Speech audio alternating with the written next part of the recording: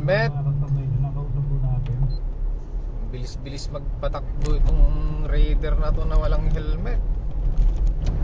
Ba't kaya ang daming taong walang helmet? Or ayaw mag-helmet? Ayun o, dun na. Tapos pag may LTO, checkpoint, alam na this. Humihinto, di ba? Di na delay siya. Kaapura niya, di ba? Nag-aapura siya ngayon dahil malilate na siguro siya. Nag-aapura siya pero wala siyang helmet. Ang problema, ang bilis-bilis niya, nag-aapura siya. Di ba? Ang problema, hindi naman natin pinapanalangin. Paano pagka na-aksidente siya?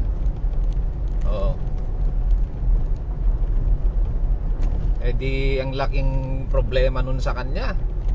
Walang protection sa ulo. Di bali nang mabugbog ang katawan, wag lang bagok ang ulo, di ba?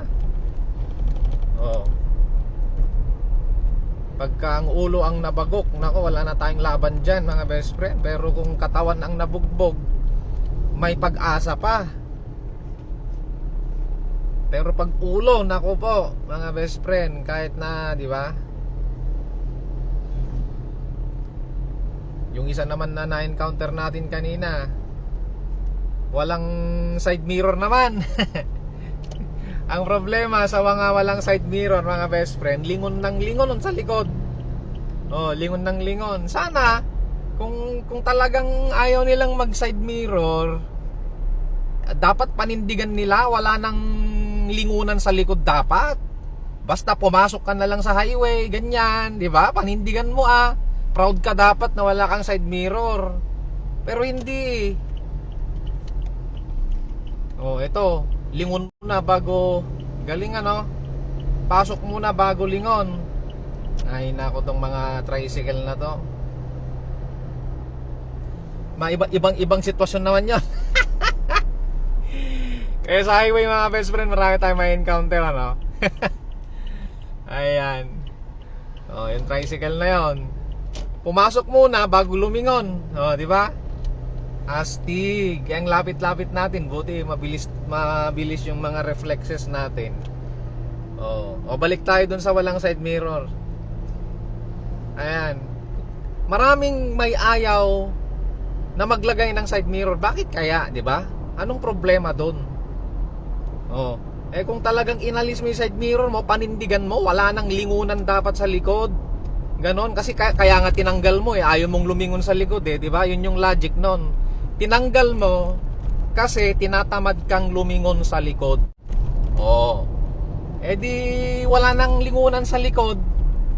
Pumasok ka sa kanto kung gusto mo, wala nang lingunan. Pumasok ka sa mga super highway na wala nang lingunan. Dito sa mga highway na mga ganito, wala nang lingunan sa likod. Pumasok ka na ng pumasok, ganyan. Tingnan mo kung ano magiging resulta ng walang side mirror. Alright. Tapos yung tricycle naman kanina, pumasok muna bago lumingon. Kita mo yung mga, diba, mga best friend. Kaya maraming mga sitwasyon sa highway na dapat matutunan, hindi lang na-encounter, kundi matutunan natin na bilang isang paalala to become a more responsible rider or driver. Yan, naka-English tayo Yan, pwede palang mag-vlog kahit na dashcam gamit. Okay. Ayan. Dito sa probinsya ng Quirino, mga best friend, naging stricto ang mga LTO, HPG, mga best friend. Lalo na HPG, di ba, pag may checkpoint, maraming mga nakatambay in between, left and right. Pinupuntahan nila, mga best friend. Siyempre, obviously, mga violator kasi yung mga yun na So, di ba?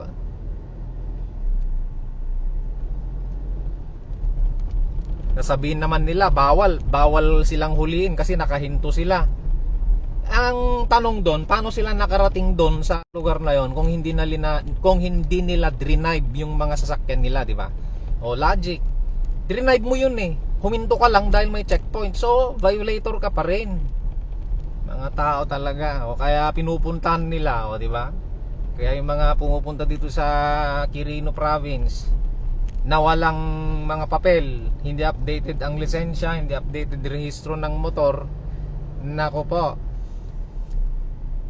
Ano lang naman kung magrehistro kayo ng motor, pang 1 year yon, di ba?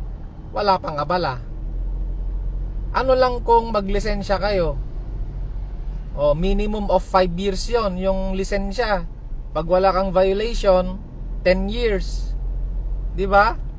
Pero pag may mga violations ka, o 5 years, o 5 years na hindi ka maaabala.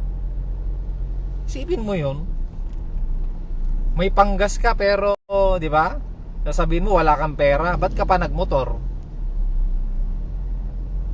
Tsaka kung gusto may paraan mga best friend, pag-ipunan mo yan. Magplano ka kasi hindi bara-bara. Ang problema kasi sa mga ilang mga kaibigan natin na mga rider, driver, inuuna kasi yung yung pagkakaroon ng sasakyan bago, isa pa to, pasok muna bago, ayan, 4 wheels naman yan, shout out sa'yo. Diba mga best friend, yun, 4 wheels naman yon. Kaya kompleto tayo, no? Meron tayong single motor ngayong umaga.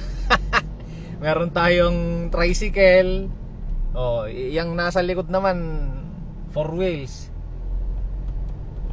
Ipapasok na lang bago lumingon siguro yon. Kaya mga best friend, maglisensya kayo, mag-update kayo ng rehistro. Walang abala. Sasabihin mo wala kang pera, huwag mo kasing unahin muna ang pagkakaroon ng sasakyan bago lisensya. Unahin mo ang lisensya bago sasakyan. Parang baril lang yan mga best friend.